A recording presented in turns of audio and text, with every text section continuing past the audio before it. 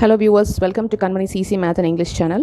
Today we are going to see 10th Standard Maths Samachir Kalvi, Chapter 4, Exercise 4.3, Sum number 1. These sums are based on Pythagoras theorem. What does the Pythagoras theorem state? In a right angle triangle, the square on the hypotenuse is equal to the sum of the squares of the other two sides. So we'll move on to the exercise now. A man goes 18 meter due east and then 24 meter due north. Find the distance of his current position from the starting point. So பித்தகரஸ் தேற்றத்தின் அடிப்படையில் இந்த பயிற்சி 4.3 அமைஞ்சிருக்கு. ஒரு செங்கோண முக்கோணத்தில் கர்ணத்தின் வர்க்கமானது மற்ற இரு பக்கங்களின் வர்க்கங்களின் கூடுதலுக்கு சமம் அப்படிங்கிறது பித்தகரஸ் தேற்றத்துடைய தரவு. ஸோ இப்போ நம்ம சொல்யூஷன் போகலாம். ஒரு ஆள் என்ன செய்கிறாரு, ஈஸ்ட்டு நோக்கி கிழக்கு நோக்கி 18 மீட்டர் நடக்கிறார். அதுக்கப்புறம் வடக்கு நோக்கி நார்த்து நோக்கி 24 மீட்டர் நடக்கிறார். அப்போது இப்போ இருக்க பாயிண்ட்லேருந்து அவர் ஆரம்பித்த பாயிண்ட் வரைக்கும் என்ன தொலைவு இருக்கும், டிஸ்டன்ஸ் இருக்குங்கிறது நம்ம கண்டுபிடிக்கணும். ஸோ இது ஒரு செங்கோண முக்கோணம் வரைஞ்சிக்கலாம், right angle triangle. First east நோக்கி நடக்கிறார் இல்லையா, 18 மீட்டர் நகரார். ஸோ ஏங்கிற புள்ளியிலேருந்து ஆரம்பித்து 18 மீட்டர் ஈஸ்ட் நோக்கி போகிறாரு, கிழக்கு நோக்கி. தென் அந்த பாயிண்ட்லேருந்து திடீர்னு நார்த்து சைடு நோக்கி வடக்கு நோக்கி 24 மீட்டர் போகிறார். இப்போ என்ன கொஷின்னா, அவருடைய ஸ்டார்டிங் பாயிண்ட்லேருந்து இப்போ இருக்க கரண்ட் பொசிஷன் வரைக்கும் எவ்வளவு தூரம். So we have to find ஏசியோடைய தூரத்தை கண்டுபிடிக்கணும். இது செங்கோண முக்கோணம்னு தெரிஞ்சிருச்சு நமக்கு. நார்த்து சைட் ஸ்ட்ரைட்டாக போகிறாங்க அப்படின்னாலே இந்த இடத்துல ஒரு பெர்பெண்டிகுலர் ஃபார்ம் ஆகுது. ஸோ 90 டிகிரி ஃபார்ம் ஆகுது. ஸோ நம்ம என்ன எழுதணும்னா, in right angled triangle ABC by Pythagoras theorem, ஒரு சில பேர் பைத்தகரஸ் தியரம் அப்படின்னு சொல்லுவாங்க, நம்மளுடைய ப்ரொனன்சியேஷன் தான் அது. The square on the hypotenuse, அதாவது இதில் ஏசி தான் hypotenuse, will be equal to the sum of the squares on the other two sides. So நம்ம டிஸ்டன்ஸ் கண்டுபிடிக்கணும். அதனால் நான் என்ன செய்கிறேன்னா, அந்த ஸ்கொயர் ரூட்டை இங்கே இன்ட்ரடியூஸ் பண்ணிடுறேன் in order to remove the square. So AB 18 square, BC 24 square.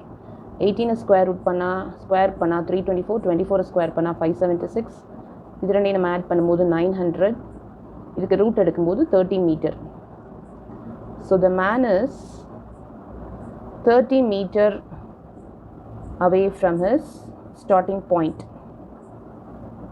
So ஒரு ஆரம்பித்த பாயிண்ட்லேருந்து இப்போ இருக்க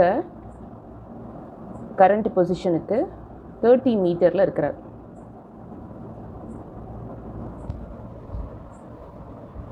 second summer. There are two paths that one can choose to go from Sarah's house to James' house. One way is to take C Street and the other way requires to take B Street and then A Street. How much shorter is the direct path along C Street? So figure அவங்களே கொடுத்துருக்குறாங்க. சாரா வீட்டிலேருந்து James வீடு போகிறதுக்கு 2 வழிகள் இருக்குது. ஒன்று C அப்படிங்கிற தெருவை நம்ம யூஸ் பண்ணணும். இன்னொரு பாதை பார்த்தீங்கன்னா பி எடுத்துகிட்டு அதுக்கப்புறமா ஏங்கிற தெரு வழியாக போகணும். அப்போது எது ஷார்ட்டஸ்ட்டு கம்மியான தொலைவு இருக்கக்கூடிய ஒரு பாதை அப்படிங்கிறது கொஷின். ஸோ இந்த சமுக்கும் நம்ம பித்தகரஸ் தியரத்தை யூஸ் பண்ணிக்கலாம்.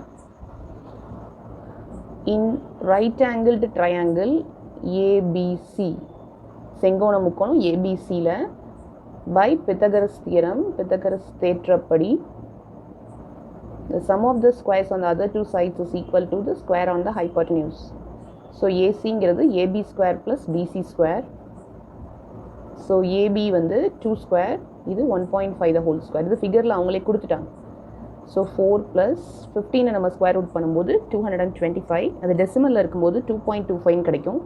இது ரெண்டையும் ஆட் பண்ணால் 6.25. இதுக்கு ரூட் எடுக்கும்போது 625க்கு 25, அப்போ 6.25க்கு 2.5 வந்துடும். ஸோ சி ஸ்ட்ரீட்டை எடுக்கும்போது நமக்கு 2.5 metre. The path along C Street is 2.5 meters. அதே இது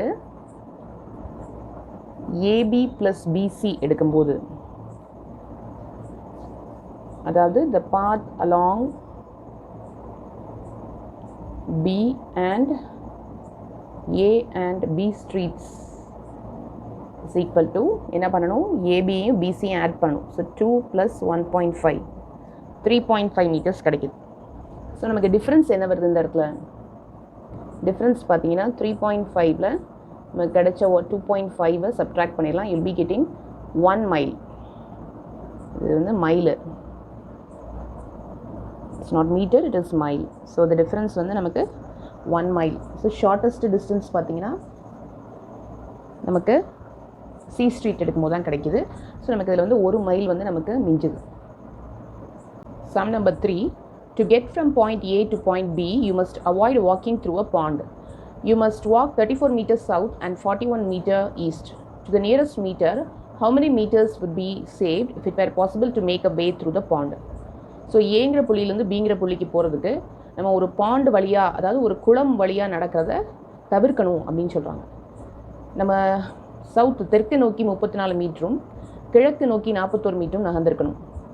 ஸோ எவ்வளோ மீட்டர் வந்து நம்ம குறைச்சி போனால், அதாவது எவ்வளோ மீட்டர் வந்து சேவ் ஆகும். ஸோ பாண்ட் வழியாக போனால், குளம் வழியாக போனால் எவ்வளோ மீட்டர் நமக்கு தொலைவு சேவ் ஆகும் அப்படிங்கிறது கொஷின். சம் நம்பர் 3 சொல்யூஷன் போகலாம். இப்போ வந்து ஏலேருந்து பி பாயிண்ட் போகிறது, அதாவது சவுத்து நோக்கி 34 மீட்டர் நகர்றாங்க. தென் ஈஸ்ட் நோக்கி 41 மீட்டர்ஸ். ஸோ இது ஒரு ரைட் ஆங்கிள் ட்ரையாங்கிளாக நம்ம வரைஞ்சிக்கலாம். இதில் ஏசிங்கிறது ஹைபோட்டனியூஸ். ஸோ பித்தகரஸ் தியரம் படி இன் right angled triangle ABC, the square on the hypotenuse is equal to the squares, sum of the squares on the other two sides. So இதை எழுதிக்கலாம். 34 square plus 41 square. 34 square பண்ணும்போது நமக்கு 1156. 34 × 34 வந்து 1156. 41 square பண்ணும்போது 1681 கிடைக்கும். இது ரெண்டையும் நம்ம ஆட் பண்ணும்போது 2837. இதுக்கு நம்ம ஸ்கொயர் ரூட் கண்டுபிடிச்சோன்னா எக்ஸாக்ட்லி 53.26 மீட்டர்ஸ் இருக்கும். ஸோ இந்த டிஸ்டன்ஸ் எப்படி அப்படின்னா பாண்டுக்குள்ளே போகிறாங்கன்னு அர்த்தம், பாண்டு வழியாக போகிறாங்க. So distance through the pond, distance through the pond வந்து 53.26 மீட்டர்ஸ். சரி, பாண்ட் அவாய்ட் பண்ணிவிட்டு இப்படி சுற்றி போகலாம் அப்படின்னா அதுக்கு என்ன மீட்டர் அப்படின்னு பார்க்கலாம். டிஸ்டன்ஸ் அவாய்டிங் த பாண்ட் அப்படின்னா நம்ம ஏபியையும் பிசியையும் ஆட் பண்ணி பார்க்கணும். ஸோ 34 + 41 75 மீட்டர்ஸ் கிடைக்கும். ஸோ நம்ம டிஃப்ரென்ஸ் பார்க்கலாம், இது ரெண்டுக்கும் என்ன டிஃப்ரென்ஸ் வருது. இது கண்டிப்பாக பாண்டு வழியாக போகிறது தான் நமக்கு ஷார்ட்டஸ்ட் டிஸ்டன்ஸ். இது சுற்றி போனோன்னா 75 மீட்டர்ஸ் ஆகுது. ஸோ ரெண்டையும் டிஃப்ரென்ஸ் பண்ணி பார்க்கலாம். நமக்கு எவ்வளோ வந்து மீட்டர் சேவ் ஆகுதுன்னு கேட்டிருக்காங்க. ரெண்டையும் சப்ட்ராக்ட் பண்ணும்போது நமக்கு 21.74. இது நிறைய பேர் சப்ட்ராக்ட் பண்ண தெரியாமல் இருக்கீங்க. இது எப்படி வந்து ரஃப் காலத்தில் சப்ட்ராக்ட் பண்ணது பாருங்கள். ரெண்டுமே டெசிமல் நம்பராக இருந்தால் தான் சப்ட்ராக்ட் பண்ண முடியும். ஸோ 75 டெசிமல் நம்பர் ஆக்கணும்னா பாயிண்ட் வச்சு 2 0 சேர்த்துக்கிறங்க. ஏன் அப்படின்னா இந்த நம்ம சப்ட்ராக்ட் பண்ண போகிற நம்பரும் பார்த்திங்கன்னா டெசிமல் பாயிண்ட்டுக்கு எடுத்து 2 பிளேசஸ் இருக்குது. ஸோ இதை நம்ம சப்ட்ராக்ட் பண்ணும்போது நமக்கு 21.74 மீட்டர் கிடைக்குது. சம் நம்பர் 4 பார்க்கலாம். இந்த rectangle WXYZ, XY + YZ 17, XZ + YW 26 cm. Calculate the length and breadth of the rectangle. ஒரு செவ்வகம் கொடுத்து அதில் XY + YZ, XYங்கிறது இந்த ஃபிகரில் அட்ஜசன்ட் சைட்ஸ் இல்லையா, பக்கத்தில் உள்ள பக்கங்கள், அடுத்துள்ள பக்கங்கள் சொல்லுவோம்ல. XY + YZ இதோடைய மெஷர் வந்து 17. அதே மாதிரி XZ + YW இது வந்து டயக்னல்ஸ். இந்த டயக்னல்ஸோடைய சம் பார்த்திங்கன்னா 26 கொடுத்துருக்காங்க. லென்த்து பிரெத்து கேட்டிருக்காங்க, ரெக்டாங்கிளுடைய லென்த்து பிரெத்து கேட்டிருக்காங்க. ஸோ இதுக்கு நான் ஃபிகர் வந்து அவங்களே கொடுத்ததுனால நம்ம வரைஞ்சிருக்கோம். ஸோ WXYZ நமக்கு தெரியும், இது வந்து லென்த்துன்னு, ஆப்போசிட் சைடும் லென்த்து, இது பிரெத்து நம்மளுடையது. ஸோ இது கொடுத்துருக்காங்க XY + YZ 17, XZ + YW 26ன்னு. இந்த XZ + YWங்கிறது டயக்னல் மூலைவிட்டங்கள். அந்த மூலைவிட்டங்களுடைய கூடுதல் பார்த்திங்கன்னா 26. அது பார்த்திங்கன்னா ஈக்குவலாக இருக்கும். ஒரு செவ்வகத்தில் மூலைவிட்டங்கள் வந்து சமமாக இருக்கும். அதனால் XZ + இந்த YWக்கு பதிலாக நான் என்ன போடுறேன், அகெயின் XZே போட்டுக்கிறேன். ஏன் ரீசன் என்ன அப்படின்னா டயக்னல்ஸ் ஆர் ஈக்குவல், மூலைவிட்டங்கள் வந்து சமம். ஸோ ரெண்டையும் ஆட் பண்ணும்போது நமக்கு என்ன கிடைக்குது, 2XZ = 26, XZ = இந்த பெருக்கல்ல இருக்க 2 வகுத்தல்ல வந்துடும். இது ரெண்டையும் நம்ம டிவைட் பண்ணும்போது 13 கிடச்சிரும். XZ வந்து 13, XZ வந்து 13 அப்படின்னா நம்மளுடைய YWவும் வந்து 13 தான். இப்போ நம்ம என்னென்னு வச்சுக்கலாம்னா இந்த WXஐயும் ஆப்போசிட் சைடான YZஐயும் லென்த்துன்னு வச்சுக்கலாம். தென் XYயையும் WZஐயும் பிரெத்துன்னு வச்சுக்கலாம். ஸோ அந்த ஈக்குவேஷன் 1, 2 வந்து சேஞ்ச் ஆகும். ஸோ ஈக்குவேஷன் 1 என்ன ஆகும்னு பாருங்கள், XYக்கு பதிலாக B, YZக்கு பதிலாக L. ஸோ 17. இப்போ நமக்கு வந்து லென்த் வேணும் அல்லது பிரெத்து வேணும் அப்படின்னா இந்த எல்லை வந்து நம்ம என்ன செஞ்சுக்கலாம், ரைட் சைடில் கொண்டு போகும்போது மைனஸ் ஆகிடும். இதை ஈக்குவேஷன் 3ன்னு வச்சுக்கலாம். இப்போ வந்து லென்த் பிரெத் தான் நம்ம கண்டுபிடிக்கணும். ஒரு ஈக்குவேஷன் நமக்கு இப்போ தெரியுது, இன்னொரு ஈக்குவேஷன் கண்டுபிடிக்கலாம். அதுக்கு வந்து நம்ம பித்தகரஸ் தியரத்தை யூஸ் பண்ண போகிறோம். ஏன்னா அந்த எக்ஸசைஸ் ஃபுல்லாகவே பித்தகரஸ் தியரத்தை பேஸ் பண்ணி தான் இருக்குது.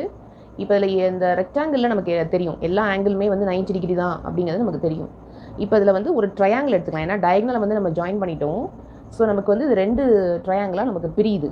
ஸோ நான் என்ன எடுக்க போகிறேன்னா இந்த ட்ரையாங்கிள் WXZ.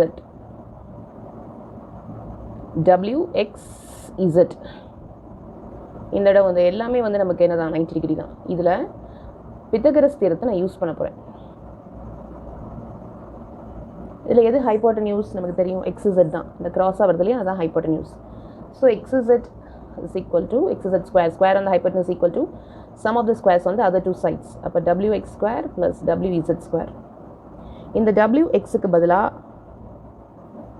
நம்ம என்ன வச்சுருக்கோம், இங்கே Lன்னு வச்சுருக்கோம். அதே மாதிரி WZக்கு பதிலாக Bன்னு வச்சுருக்கோம். So B square. XZ வந்து நம்ம இப்போ தான் கண்டுபிடிச்சோம் 13 centimetre. So we have lot of equations, isn't it? இது 2ன்னு வச்சுக்கலாம். இது ரெண்டையும் வந்து நம்ம ஈக்குவேஷன் 3ன்னு வச்சுக்கலாம். இது 4ன்னு வச்சுக்கலாம். ஸோ நம்ம இங்கே என்ன use பண்ணியிருக்கோம்னா, we have used equation 2, 3 and 4. 4 equation 2 and 3 use பண்ணியிருக்கோம் இப்போதைக்கு. 13 ஸ்கொயர் பண்ணும்போது 169. இது L ஸ்கொயர். Bக்கு பதிலாக நான் என்ன யூஸ் பண்ண போகிறேன்னா இந்த 17 மைனஸ் L சப்ஸ்டியூட் பண்ண போகிறேன் யூஸிங் ஈக்குவேஷன் 4. ஏன்னா ஃபஸ்ட்டு நம்ம L கண்டுபிடிக்கணும். எல்லாமே ஒரே யூனிட்டாக வச்சுட்டா நம்ம கண்டுபிடிக்கலாம். ஸோ ஃபஸ்ட்டு L கண்டுபிடிப்போம். தென் வர்ற ஆன்சரை வச்சு நம்ம இதில் கொண்டு போய் Bயை சப்ஸ்டியூட் பண்ணிக்கலாம். இதை எக்ஸ்பேண்ட் பண்ணுங்கள். A minus B the whole square. A square that is 17 square 289 plus B square அப்படின்னா L square minus 2AB 2 into 17 into L. So 34L கிடைக்கும். இது ரெண்டையும் ஆட் பண்ணிக்கலாம்.